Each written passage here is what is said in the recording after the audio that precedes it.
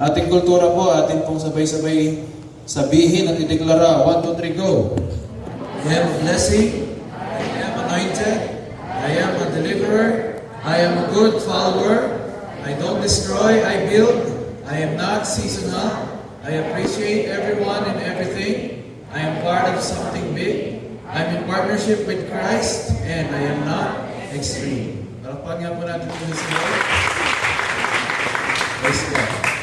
Thank you, Lord. Ang ating pong Pastor Pao and Pastora Ruthie Ann, sila po ngayon ay merong nais, hindi ba na nais, kundi dapat ayusin sa kanila pong may mga family emergency po sila, kaya please isama po natin sila sa ating prayers. They are all well. Kailangan lang po nilang mas i-balancehin ang lahat ng bagay.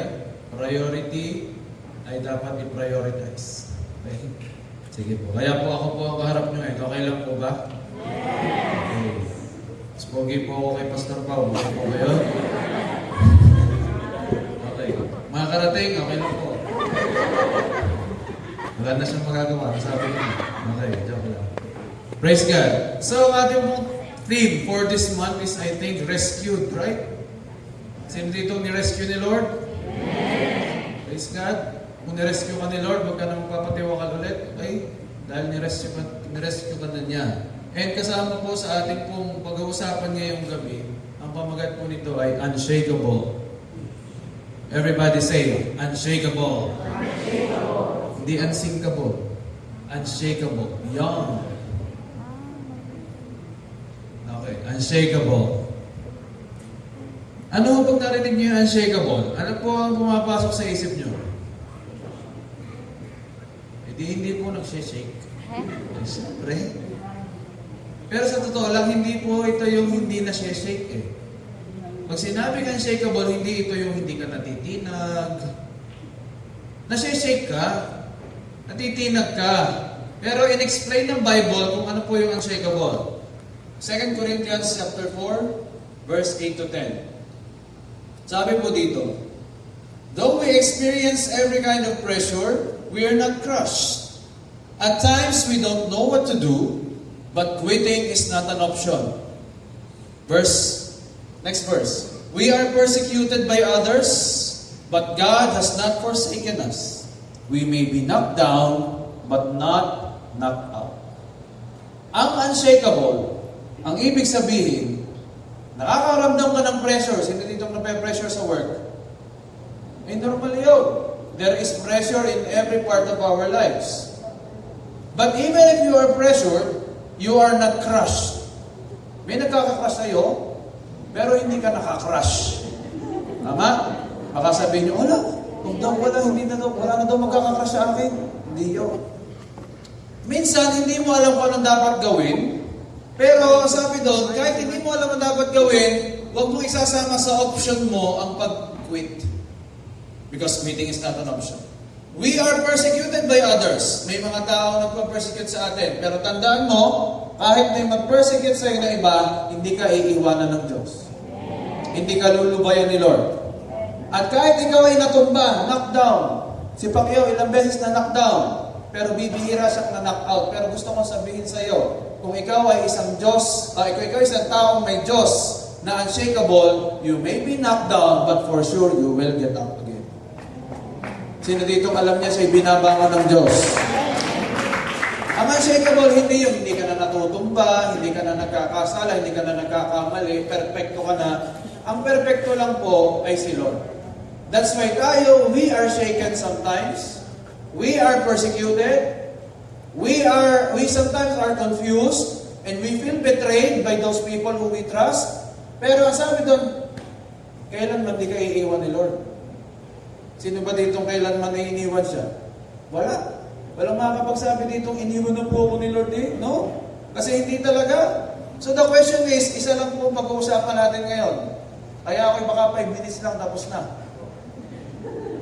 Ang tanong lang natin, how to be unshakable? Gusto po ba natin yon? Ano po, tanong, sa isang barko, ano po ang nagpapalutang dito? Sa barko? Sige nga. Ano nagpapalutang sa barko? Isipin mo, pag ikaw ay lutang, ano nagpapalutang sa'yo? Lutang ako. Okay. Sino yung mga first timers dito? Okay, J1 Santo Tomas. Sino pa ulit yun? J1 San Luis at may J1 Taalpa, no? At saka San Pedro Laguna. Okay. Naunahan natin sila dahil tayo makakasagot ng tanong na to. Ano ang nagpapalutang sa barko? Ba't ganyan ang mga tingin nyo? Tubig. Sige nga. Tubig. Ano ang nagpapalutang sa barko? Kasi hindi tayo matatapos. Tubig pa, tubig. Water. Salt. Tubig pa. May naririnig ako mga buoyancy. Mamaya, sunod na dyan ang mga specific gravity, density. Surface, tension. Talaga na. Ano ba itong pinuntahan ko? Science lab ba ito? Ano nagpapalutang sa ship? Magugulat kayo, hangin. Yes. Ano ang nagpapalutang sa ship? Bakit hangin? Because yung hangin mas less density kaysa sa tubig. Kaya kapag sila ay nagtagpo, there is a phenomenon called buoyancy. Ladies and gentlemen, Albert Einstein is naging Ano ang nagpapalutang sa lobo? Hindi basta hangin. Helium. Tama? Uy. Helium. Bakit lumulutang sa helium? Kasi mas less density ang helium kaysa sa atmospheric air. Ano ang value? Huwag na pag-usapan ng value. Anong pinupuntos mo, Pastor? Bakit yan ang mga pinagsasasabi mong mga specific gravity, blah, blah, blah, blah? Tanong, bakit lumubog ang Titanic? Sabi nila, ang Titanic is the unsinkable. Kahit ang Diyos hindi pwedeng palubugin ng Titanic. Bakit lumubog? Dahil kay Jack at kay Rose? Bakit lumubog ang Titanic? Nabutas. Lumabas, nagkaroon ng hole na kung saan naging tendency nito ay maglabas ng hangin, lumulubog at pumasok ang tubig. Hello? Bakit yung lobo bumababa kapag nabutas at sumingaw ang helium? Bababa na yan ang bababa. Kahit bombahan mo ng bombahan hanggang hindi mo tinatapalan ng butas, bababa ng bababa. Amen ba? Ano ang sikreto? Ano sinasabi mo nga, Pastor? Anong pinopoint mo? How to be unshakable is to be, faithful. Hindi faithful na F-U-L.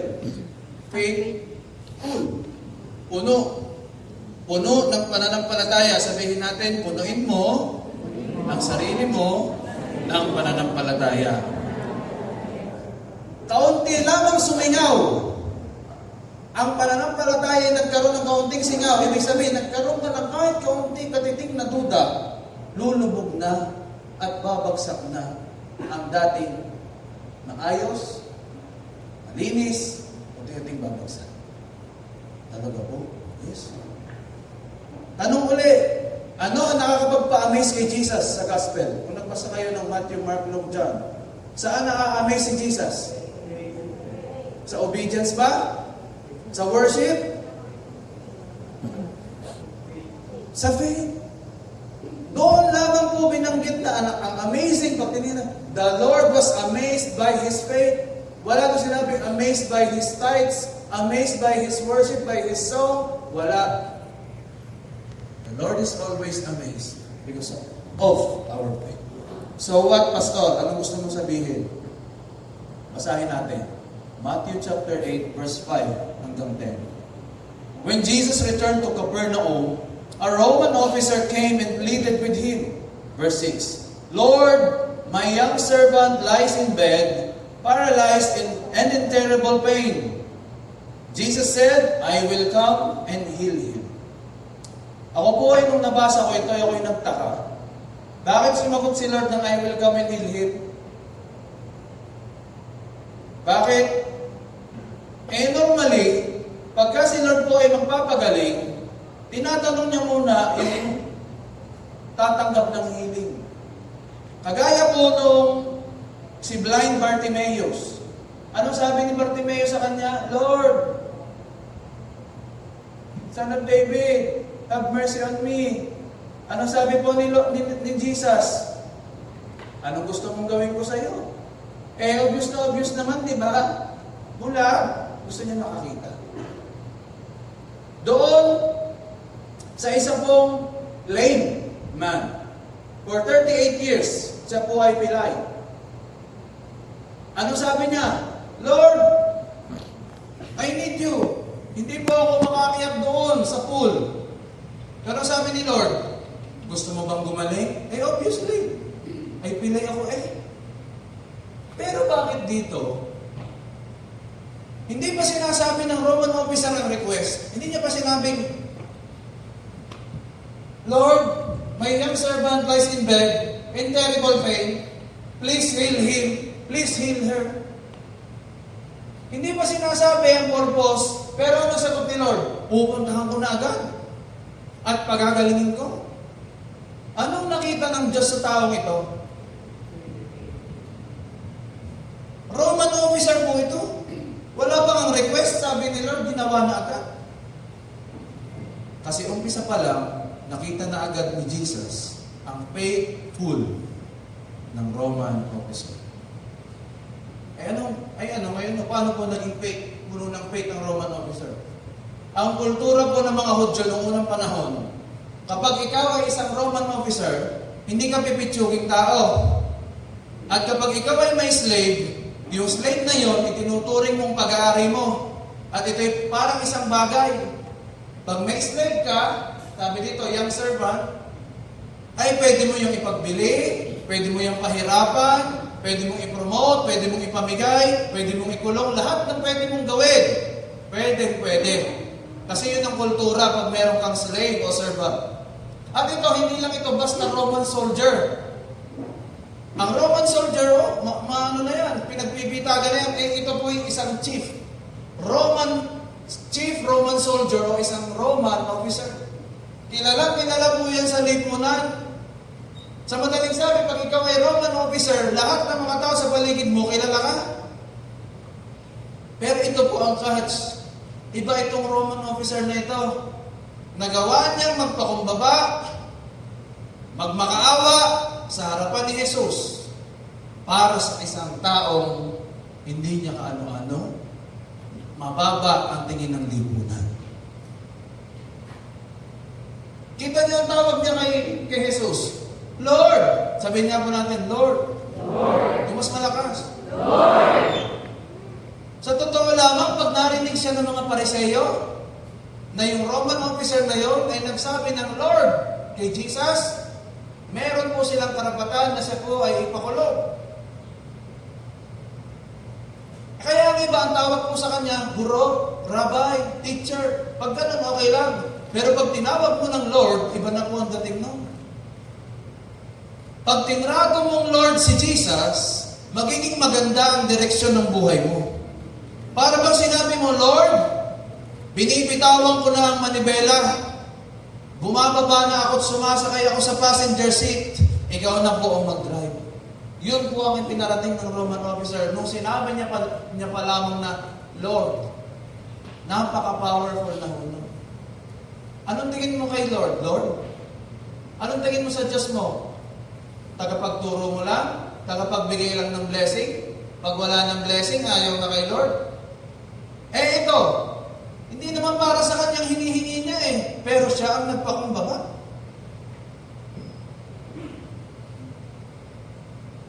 May iba pinagtatribe si Lord. Lord, ikaw ang Lord ng buhay ko. Pero dito tayo sa kanan dadaan. Lord, gawin mo ito. Lord, ibigay mo ito sa akin. Lord, ito ang gusto ko. Hinihiling ko ito sa iyo. Ginawa mo ba siyang Lord pero hindi mo naman ginawa at itinuring siyang Panginoon talaga? Ang may faithful attitude, matutulog ka na lang sa passenger seat. Hindi ka natitingin sa direksyon. Basta ang mahalaga sa iyo, alam mo na dadaling ka ng Diyos sa magandang destinasyon. Actually, hindi na nga mahalaga ang destinasyon eh. Ang mahalaga, alam mo, ang driver mo ay si Lord. At kapag siya ang driver mo, katabi mo siya, kasama mo siya, kalmado ka lang. Ang tawag doon, you are faithful. F-U-L-L, hindi F-O-O-L. Amin ba? May kausap pa ba ako? Kapag po si Jesus ay dumarating, lagi yung pinagkakaguluhan. Parang ako po, pag dumarating, hindi, joke lang. Joke lang yun. Napaka-uncomfortable po sa taong ito, sa Roman officer. Napaka-uncomfortable para sa kanya na siya'y makipagkagulo doon sa mga tao sa paligid. Siya po'y mataas sa lipunan, tapos nakikisiksik siya doon sa mga naghahabol kay Jesus. Imagine yung pagpapakumbabang ginawa ng taong ito. Hindi siya sanay sa hindi aircon. Pero nandun siya nakipagsiksikan. Hindi siya nahiya. Dapat pala wala tayong hiya. Sabi mo sa katabi mo, walang hiya ka dapat. O ibang walang hiya yun na. Siya kayo. Buti na lang walang hiya yung katabi mo pagdating kay Lord. Amen? Ibig sabihin, desperado ka. Amen ba? Ito ang catch. Buti sana kung siya ang may pangangailangan. Maiintindihan ko ang kanyang desperasyon kung siya ang may sakit. Tama? Maiintindihan ko rin na siya'y desperado kung kagaya siya ng isang Roman officer na yung anak ay si Jairus. Anak niya yun eh. Si Jairus pala, yun tsaka yung anak niya. Ang pangalan pala ng officer ay si Jairus. Maiintindihan ko yung desperation. Pero kung isang tao na wala ka namang koneksyon, mababa pa ang tingin sa lipunan, ikaw ay nadodoon, siya'y naririto, tapos ganun ka na lamang ka-desperado kay Jesus. Kaya naman si Lord, anong nasabi niya? Ay, tara, saan gaya? Pupuntahan mo na agad. Kasi ang nakita ni Lord, puno ng pananampalataya yung tao niyo. Puno ng pagpapakumbaba. Walang kaya-iya. Tayo, pag pinatataas ang kamay, taas yung kamay, ito na ako. Hello? Buti sana kung siya may kailangan. Wala siyang kailangan sa Diyos, actually. Kasi pa ba ako? Ano ang point ko? Kahit nobody ka, sa harap ng mga kamag-anak mo, you are a nobody in front of your friends, of your co-workers, pero pag nag-display ka ng full faith mo, ang tingin ni Jesus sa iyo, VIP ka. You are a somebody. Ang Diyos hindi siya apektado ng pangangailangan mo. Kahit ilang beses mong sabihin sa Diyos ang kailangan mo, nag-iiyak ka pa, talagang gumugulong ka pa sa pagluha.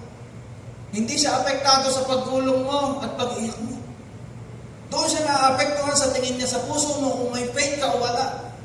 Kung may singaw ka o wala. Kaya ang response ni Jesus, ang gayan, pupuntahan ko yan. Hindi palahin niya yung tao. Sabi na ni Lord, saan yan? Pupuntahan ko at pagagalingin ko na yan. Lalapit ka din lamang kay Lord. Ba't ka hindi mo pa itodo? Hello? May pakeme-keme pa. Pag lumapit sa Diyos, todo. Ngayong oras na ito, mapalad kayo na naririto ngayon. Kasi narito si Lord. Amen. Kaya lalapit tayo sa Kanya ng todo. Kagaya ng Roman officer, walang hiya-hiya yun. Sabi niya, tabi kayo dyan, alis kayo dyan. Minsan lang dadaan si Jesus, hindi ko ito dapat mamiss. Ito na yung moment ko na makasama si Jesus at makaliig si Jesus. Sa totoo lang, pwede namang paltan pwede naman sabihin kung ikaw ay may sakit, tingin mamamatay na, sige na. Papaltan na lang kita, bibili na lang ako ng bagong slave. Pwede naman yun Eh bakit hindi yun ang ginawa ng Roman officer? Bakit siya nakipagsiksikan, nag-aksaya ng effort, ng lakas, para lamang ilapit yung isang tao sa tingin ng lipunan ay walang kwenta? Bakit? Sino dito yung hindi pa siya born again? Meron? Yung siya Katoliko? Naririto? Yan. Okay, welcome po kayo dito, first timers. Sino dito ang nag-invite dun sa inyong mga kasama? Taas ang kamay. Yan. Sino nag-invite sa isa? Ha? Si? Aaron, okay. Tanong ko sa inyo. Tanong ko dito sa mga sa mga nag-invite. Ano kang mapapala niyo kung in-invite niyo mga yan dito? May pinangako ba kami sa inyo na bibigyan namin kayo ng bahay at lupa o kayo nagdala dito ng first timer? Sa totoo lang, nahirapan ba nga siya sa pag-invite sa iyo? Nakailang chat pa sa iyo, nakailang follow pa sa iyo. Hindi ko sinasabing kayo ha. Hanggang sa finally, sumama na po siya ngayon. Nagdesisyon na po siya. Alam niyo kung ano ang nagtulak sa kanya para gawin niyo pag-iimbita ni Vince at saka ni Aaron? Alam niyo kung ano nagtulak? Concern. Mahal kayo niyan at concern siya sa'yo. Kasi alam niya nung nag-invite sa'yo na ang kailangan mo hindi religion. Ang kailangan mo si Jesus at ang relasyon sa Kanya dahil yun lang ang kaya makapag-rescue sa atin.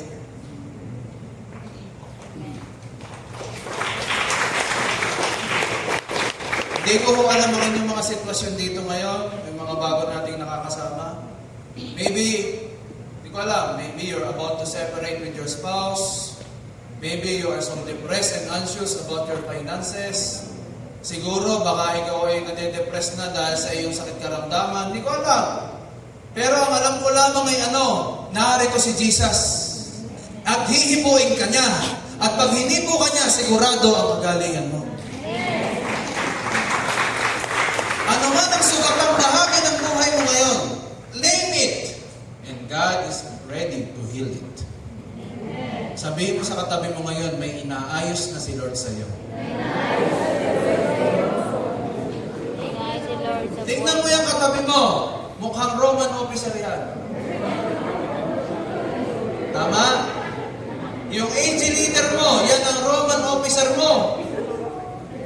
Ano pong ibig sabihin? Sa panahon hindi mo kayang lumapit sa Diyos, may tutulong sa iyo para ilapit ka. Ay, paano lalapit sa Diyos yung bedridden? Sige nga. Paano siya a-access sa healing kung walang Roman officer na maglalapit sa kanya? Pasalamat kayo sa AG leader ninyo. Pasalamat tayo at meron tayong ganitong community sapagkat sa ganitong community, nagkakaroon tayo ng chance na ilapit ang isa't isa sa Panginoon. Hindi ko ba nakakalakas kapag nakikita mong naririto tayo, magkakasama? Hindi ko ba nararamdaman niyo ang lakas? Na kanina parang nalulungkot ka, pero nung after ng praise and worship, sumaya ka, lalo na't nakita mo, yun ang tuturoy pogi. Lalo na siya. Joke lang.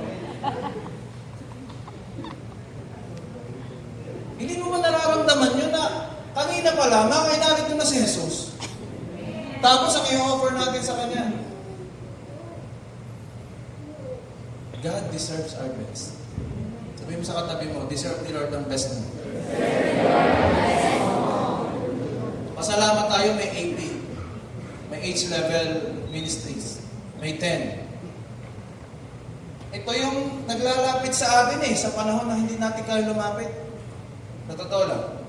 Meron po kaming member sa Abu Dhabi dati. I was working in Abu Dhabi for almost 10 years. At that was, I think, 2017. Ito ay isang mag-asawa na malapit ng maghiwalay. Actually, maghiwalay na talaga.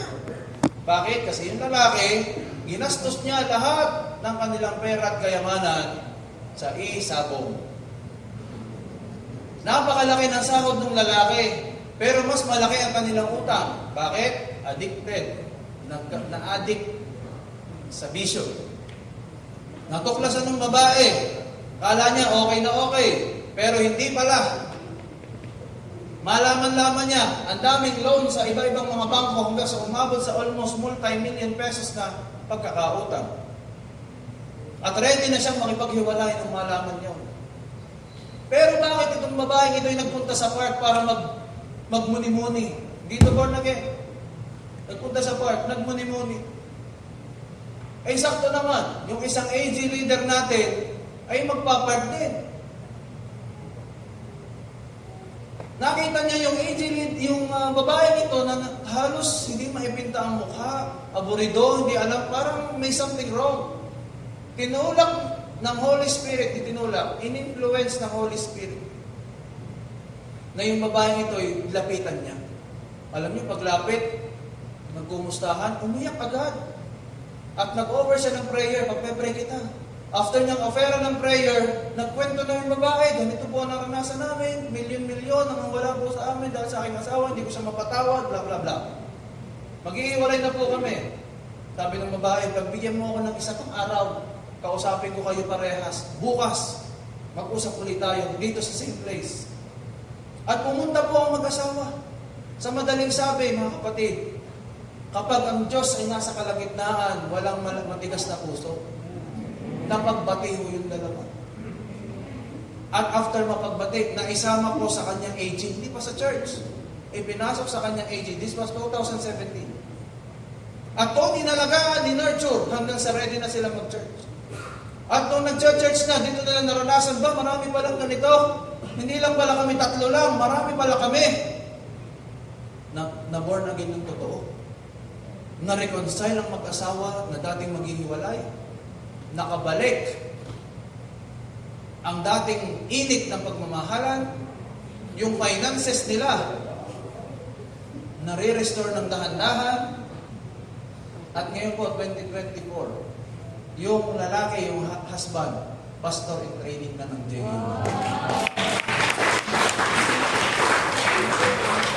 Bakit? Kasi merong isang tao na nasa tamang lugar, tamang oras, na pinadalang Panginoon para kasalubungin niya si Jesus at sabihin, nandito si Jesus, kaya niyang ayusin ang iyong sitwasyon.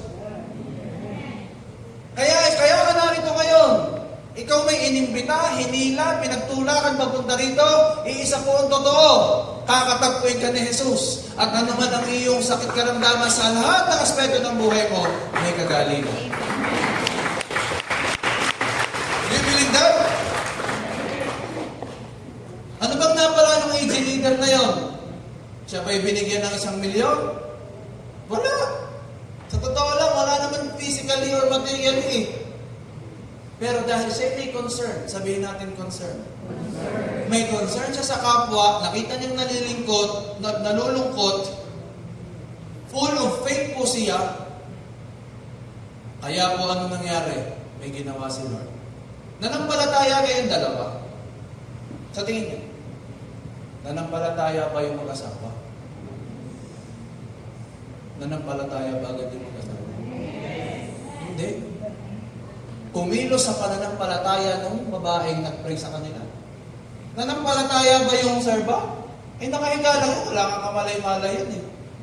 Hindi niya alam kung may darating bang saklolo sa kanya o wala.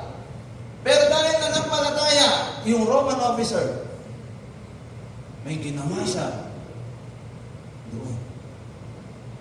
Si Miss Chris, nasaan ngayon? Wala dito.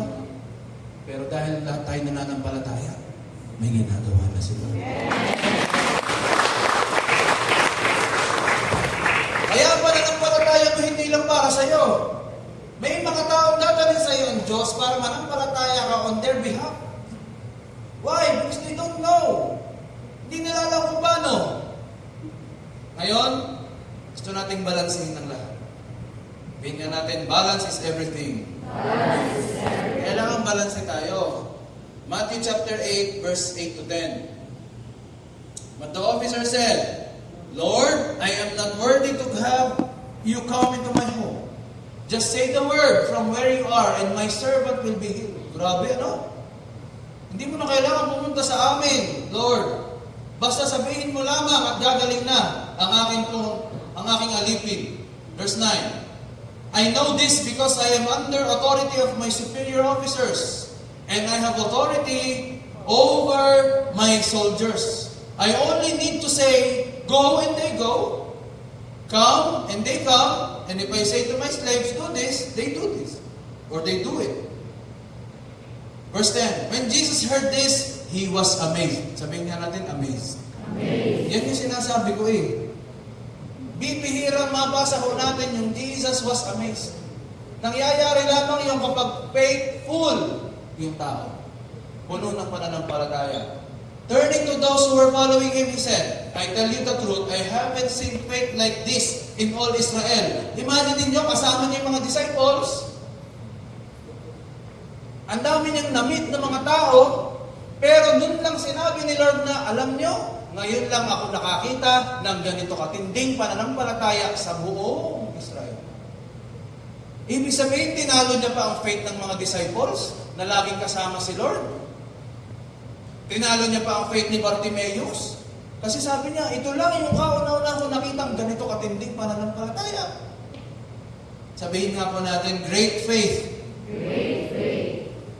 Bakit hindi niya pinapunta si Jesus sa bahay? Makalat ba ang bahay niya? O kaya naman, baka makabala lang ako kay Lord?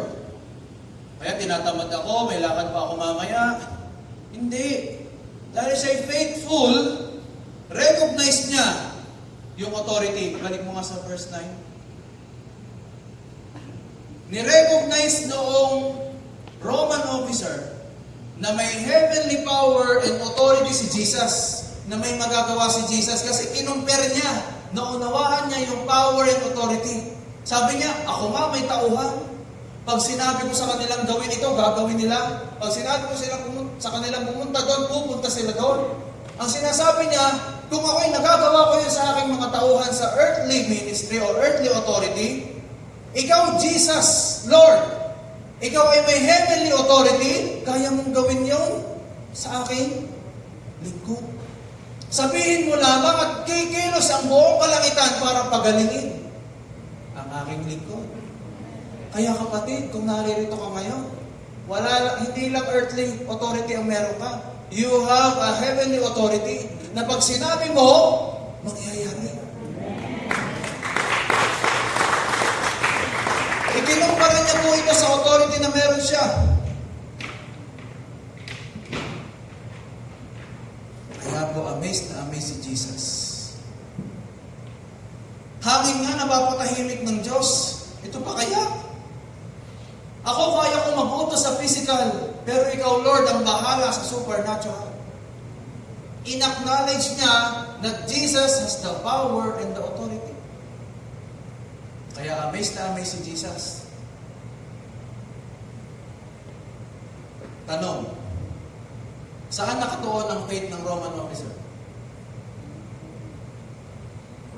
Saan nakatuon ang faith ng Roman officer? Na gagaling yung, yun ba yung focus ng faith niya? Nagagaling yung kanyang likod? Uy! Alam nyo, kaya lalo kahanga-hanga ang faith ng Roman officer. Hindi siya sa resulta nakatuon. Sa source. Kaya tayo nadidisappoint sa Diyos kasi kapag hindi dumating ang pinagpe-pray, na sinasabi natin, hindi nakikinig si Lord. Hindi totoo si Lord. Ang tunay na full of faith ay laging full. Ano man ang mangyari? Tumugon man si Lord o hindi sa iyo pinagpe-pray. Hindi dapat nababawasan ang faith. Ang tawag doon, unshakable.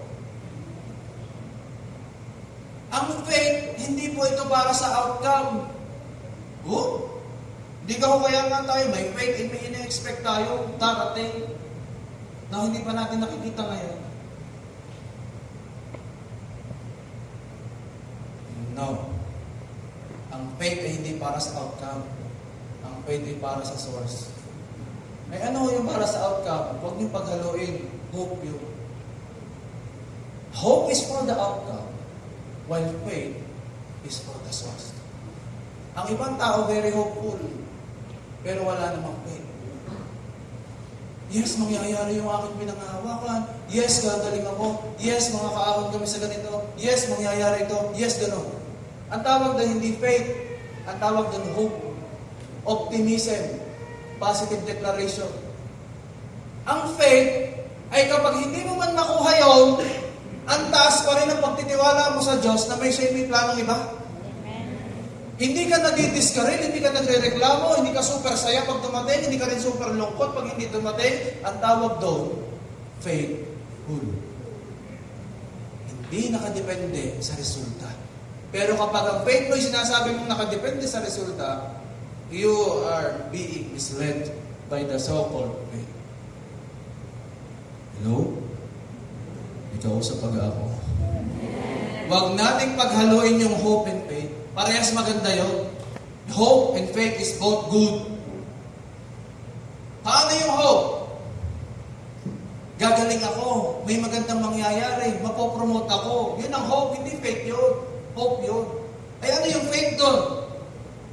Ang faith doon, naka-anchor doon sa tao o sa sino mang magbibigay ng outcome na. Faith should always have an object. Di pwedeng may faith ka na walang inaangklahan nyo. Hello? Ang hope, wala yung object. Kasi sinasabi mo, mangyayari, gusto mo. That's fine. Hope is anchored on the result, but faith is anchored on His Word. Kaya kami faith, hindi dahil sa resulta. Okay? Sino ang nakasakay na ng aeroplano? Raise your hand. Yung hindi pa, taas ang kamay. Yung mga hindi pa nakakasakay, makakasakay din kayo. Huwag lang ngayon gabi na. Pag ikaw ay sumakay ng aeroplano, o yung mga nakasakay na, tanong, pag nakasakay ka ng aeroplano, ano ang iyong hope? Ang hope daw ay based sa outcome. Anong hope mo? Makarating ka sa iyong destinasyon na ligtas at masaya. That is correct. That is hope. Anong faith mo? Alam mo kung nasa ng faith mo? Nasa piloto. Nasa mekanismo ng eroplano. Nagigets niyo ba ako? Sasakay ka sa eroplano na walang piloto. At sinasabi mo, makakarating ako sa aking destinasyon ng ligtas. Eh, walang piloto! Ibig sabihin yung faith mo, wala yung object. Kailangan meron niyang kakapitan. Hello? Kailangan may object. Anong hope mo? Magkakaayos kami mag-asawa. Pero ano yung faith nun? Hawak ng Diyos ang pamilya ko. Anong hope mo? Ma-promote po ako. Anong faith? Ang Diyos din ang may hawak ng aming company. Not dependent on the result. Basta may Diyos, may faith. Naniniwala ba kayong may Diyos? It means you have faith. Minsan puro tayo hope. At ang nilalagay nating faith ay dun sa hope. Hindi gumagana ang faith, puro hope. Alam niyo, ang faith at doubt may similarity. Ang faith and doubt may similarity po yan. Parehas po yung nakaka-influensya. Tanyo, pag ikwento mo ng ikwento yung doubt mo, naku, yan ang lumalakas. Alam mo, lakas na naman ng bagyo. Hindi naman tayo makakauwi yan. Malakas na tumuga, padilim ng padilim. Yun namang isa, ay oo nga, padilim ng padilim. Ah! Habang yun ang sinasabi mo, yung doubt mo, lumalakas yun. Mabuti pa ang doubt, pinapaniwalaan. Ang faith, pinagtutudahan. Hello? At pag doubt, ang dali natin pagtiwalaan. Pero pag faith, ang dali natin pagdudahan. Mabuti pa ang doubt, ini-entertain natin. Pero ang faith, hindi natin pinapansin. Para bang pag faith lang ang sinasabi, hindi ka na interesado. Pag pinagpe-pray ka na, binibigyan ka na ng word of God, puro faith, faith, faith. Dito ako sa totoong nangyayari. Ang hirap. tanggapin ng faith, ang daling tanggapin at i-entertain ng doubt. Mabuti pa ang doubt siniseryoso.